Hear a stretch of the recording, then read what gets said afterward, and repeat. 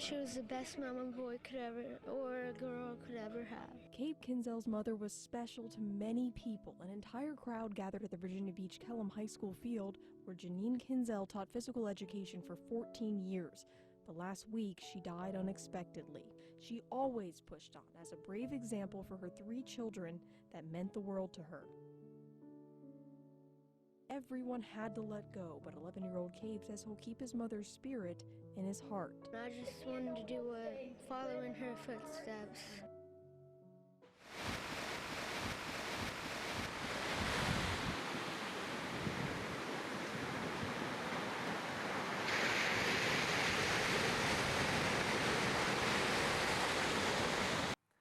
Hi everyone, I'm Cade Jamison and I'm doing my documentary called Half the Battle.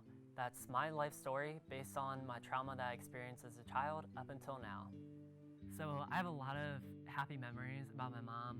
One of my most favorites is just over a period of time I tried to get her to allow me to do her makeup for her. Probably the 10th time I finally got to do it, and it was the most amazing thing because I got lipstick and I drew lipstick on her mouth, and then on her cheeks, I drew a heart and I said, I love mom. And I think she got the camera and then we took a picture together. I was holding up the peace sign, and I have that picture somewhere, either in person or on my phone, and it's probably the best thing that I've ever had. It's amazing. Got one of the biggest hearts of a lady that I've ever worked with had. She loved the kids. They liked her a lot. She was really easy to talk to, and sometimes kids don't want to talk to their teachers because they feel like they're unapproachable. And Janine was just totally opposite. You could always talk to her. She even would talk to me all the time. A lot of my childhood was spent, in the hospital visiting her. And so I think this is where a lot of the confusion takes place, because a lot of this was normal for me and I didn't ever think to dive deeper into it because it was just normal to me. There's one time where my mom shaved her head the day of, and we were having one of our many awesome hangouts that we have, just watching a movie or something, and I think she turns down the volume and she stops what she's doing and she looks over at me and she was like, "Do you still think that I'm pretty, even though that I don't have hair?" And I looked over at her and I said, of course I think you're beautiful, Mom. That's when I felt like I couldn't do anything. Chemo, no good, the treatment that you had to go through and so forth, it was taking a toll on her body, She got her new hair one time, and I said, "Oh, look at this, man, we got a new one." And I was just trying to make it, and she says, "Only you can make me laugh," But she looked great, and that's what I was trying to tell her. I said, "You look great." I said, "You want me to shave my head?" She goes, "Oh, God, no." That's just how she is. At the service, it was a real awakening moment. The person grabbed my hand and slowly took me up to see her one last time.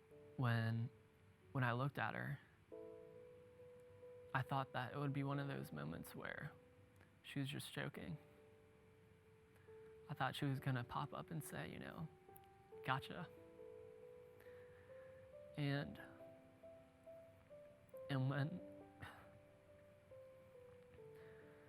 when it didn't happen, I knew that something was wrong.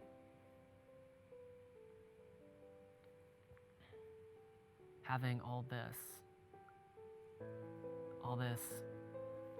just hurt stuck inside, and you don't know what to do with it, and it just sits there and gets worse, and no one to talk to.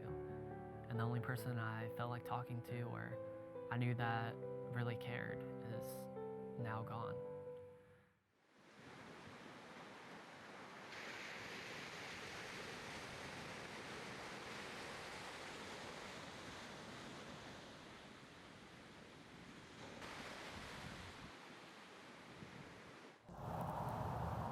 Say that Janine helped me more than I ever helped her. And what I mean by that is when she was going through cancer, I called to tell her that my dad had cancer. And she was like, "Oh, Christy, I'm so sorry." And my dad happened to be going to the same doctor group that she was going to. And Janine kind of led me through the path of what was going to happen and how things would proceed. And she was always really, really positive. And when I would talk to my dad about Janine, he would always say, "She is so strong. God, she's so strong. Why does something like that have to happen to her?" And I think she helped me because I would call her all the time because I was worried about my father. But now there's nobody who I can talk to like that, because she was always my go-to person. That's probably the best gift that I've ever been given, is her friendship. And I truly miss her so much.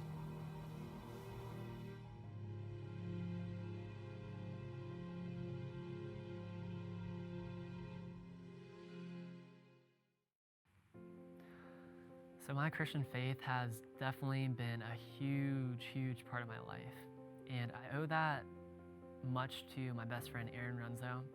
He's always looking for the best in people. And I think another quality that I really love about Cade is he's like a sponge, and he soaks up anything and everything that would benefit his character or his personal or spiritual growth. So that's one thing that I really admire about him. There's always a deeper and more intentional reason for him seeking out relationships with others rather than just to love them because it's the right thing to do. I believe that he loves others because he truly longs to love them. Up until when I was introduced to, Aaron, my whole faith took a huge leap, because I never have had a person in my life that would invite me to go to church with him and his family, would invite me to even meet his family at his house and come hang out at his house with, when they're doing family game nights.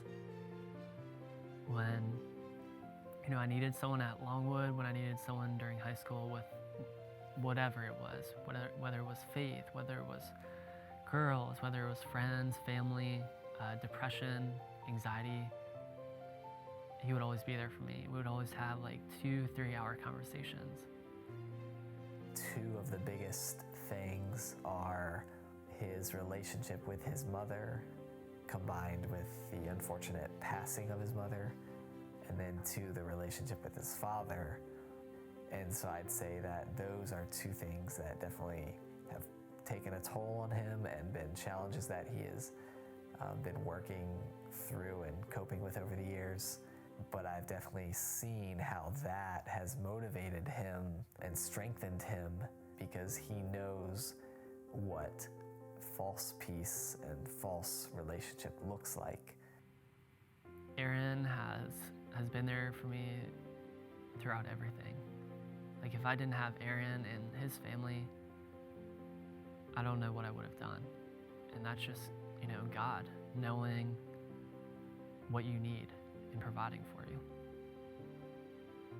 Through the Lord, he has allowed Cade to use his challenges and the trials in his life to build him up and strengthen him, this being just the very beginning of what all of this is being used for in Cade's life. So if I could have my mom sitting here in front of me today, I would honestly tell her that I'm still working to make her proud and make her happy and make a difference in people's lives for the better, no matter how hard it may be. I've been having dreams of my mom ever since, it happened when I was 11 years old, and there's a commonality within every dream. And that is that whenever I see her, I just always run up to her and just give her a huge hug and just say, Mom, where were you? I needed you. and then the dream always ends. So I think that this is a symbolization of just her being present in my life, and just her coming back to visit, but also her saying that I'm okay. I'm okay, and she's always with me no matter what, and it's okay to let go. No matter what bad thing I had to experience, even after my mom had passed away with, depression, anxiety, isolation, that it's all leading to something. If I didn't have those tragic experiences, I wouldn't know how to empathize with others. I wouldn't know the value of listening to someone and what they're going through, no matter how silly or no matter how small it may be. And without those experiences, I wouldn't have that and be who I am.